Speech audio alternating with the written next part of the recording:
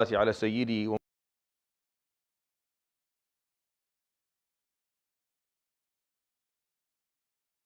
Increase salah upon the Prophet عليه الصلاة والسلام in every good deed. لا إله إلا الله والله أكبر ولله الحمد. يروي الإمام البخاري في صحيحه عن ابن عباس رضي الله عنهما قال قال رسول الله صلى الله عليه وآله وصحبه وسلم. The hadith tonight collection Imam Bukhari raised by Ibn Abbas, and the hadith are still about Hajj, obviously. This is a famous one. I've narrated it many times before in the past, and I think I used it in Jumu'ah as well. And I'm narrating it for a few reasons, inshallah, so I'll say it and then I'll explain why. I was asked about it once, that's why, and there's another piece for it. He said, عليه الصلاة والسلام, ما من أيام العمل الصالح فيهن أحب إلى الله تعالى من هذه العشر. He would say, عليه الصلاة والسلام, there are no days where good deeds, just performing general good deeds, are more beloved to Allah subhanahu wa ta'ala than doing them these 10 days. فقال أحدهم, so someone said, ولا الجهاد في سبيل الله. He said, not even jihad for the sake of Allah. Now, when he said that, the question becomes, well, what is he comparing here? And this is a question I was asked. It was a good question. What is he comparing here? Is he comparing? So the comparison here is jihad outside of these 10 days. Like he's talking about combat specifically. Yeah? He's talking about the jihad in combat outside of these 10 days. The reason that this question actually comes up more than once in the hadith of the Prophet ﷺ is twofold. The first one is, first of all, to establish, is for the people in jihad to establish that they're not missing out. Because a lot of people would be in combat for months and months and months at a time, and they would feel they're missing out. They're attending stuff, so they would worry that they're missing out on things. That's one. The second one is for the people who can't go out for jihad. Knowing, do they still get something similar, or do they get nothing? They're doomed to never be able to get the ajr. So this question would come up, and it's always helpful. So, and what he's asking is, what about performing jihad outside of these 10 days? Do I get more ajr or less ajr than doing good deeds in these 10 days? That's what he's asking, which is a good question. So his answer عليه الصلاة والسلام فقال عليه الصلاة والسلام قال لا إلا رجل خرج يخاطر بنفسه وماله فلم يعد من ذلك بشيء. He said, no, these 10 days, general good deeds in these 10 days are still better, except someone who left risking his life and his wealth and lost both of them for the sake of Allah subhanahu wa ta'ala. That's higher.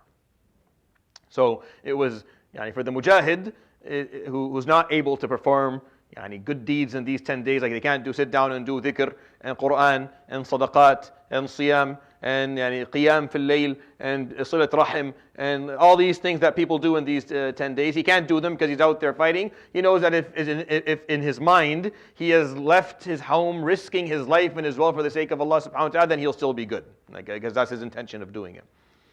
And subhanAllah, everyone obviously has listened to it and seen it, and it's a very sad thing that actually, interesting enough, I went to San Diego in 2024 for a conference called CETA. It's the only conference or one of the two conferences I have to attend every year. So I attended it in San Diego, not last year. Was it last year? No, it was the year before.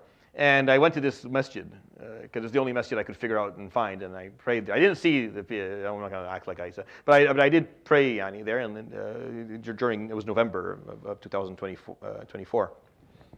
And subhanAllah, this gentleman this guard, Brother Amin, rahmatullah Abdullah, who passed away, I don't know what's between him and Allah subhanahu wa ta'ala, but it must be something special. Because not only, this happened on Monday, I believe, if I'm not mistaken, on the first day of the Hijjah. So this man not only is a mujahid who risked his life and lost it, but he risked it on the day of the Hijjah. So I don't know how he's categorized in this hadith. Because the question in this hadith was either good deeds on the first day and the days of the Hijjah, or performing jihad and losing your life. And this man somehow got both, so I don't even know how he categorizes here. But I don't know I don't know what to say about him, because somehow he got both at the same time. He's standing there doing dhikr and Quran in front of the masjid, and then dies as mujahid in the first day of the Hijjah. May Allah subhanahu wa ta'ala have mercy upon him and upon the others who've lost their lives, and make it easy for the people of San Diego and the Muslims there who are finding this very difficult. It's a horrible thing for it to happen, and we are no strangers to this type of pain here in London. I'll never forget where I was on June 6th. For the rest of my life, it's in my brain where I was sitting. I was on CTU 3 on University Hospital, and I was and I was messaged. I won't say who point messaged. You messaged me the name, and I'm like, impossible. I knew Salman very well. He was like me. He came as a physician, and he struggled for years to get back in, and he gave up. For good reason. Obviously, he had a growing family, and he did physiotherapy, and I had the same struggle. And I used to give the dars on Sunday in LMM, the same tafsir in English that I do that no one attends. I did it over there, and I used to sit at the back of the masjid for one reason and one reason only.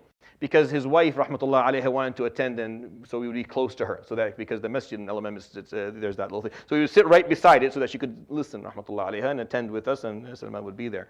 But we're not strangers to this type of pain, this fear of being singled out as for being Muslim, and I'm going to tell you this: as Muslims have always had this problem historically. And it's never really, it's never scared Muslims out of their identity or out of their practice ever. And it's never been a reason for them to lose their focus. If anything, it's been a reason for them to hold on harder and to commit to that which Allah subhanahu wa ta'ala has taught even more, and to continue to walk the path of the Prophet alayhi salatu wasalam with even more conviction. And that's how we're supposed to be as Muslims. And we accept that. Yes, the world, sometimes it takes that. Sometimes there has to be a tantrum before the world sees khair for what it is and accepts goodness for what it is. And we may have to be the front, we may have to take a few, or we may have to continue to take the shots before we're able to help humanity see what khair is and change their ways and find the guidance of Allah subhanahu wa ta'ala.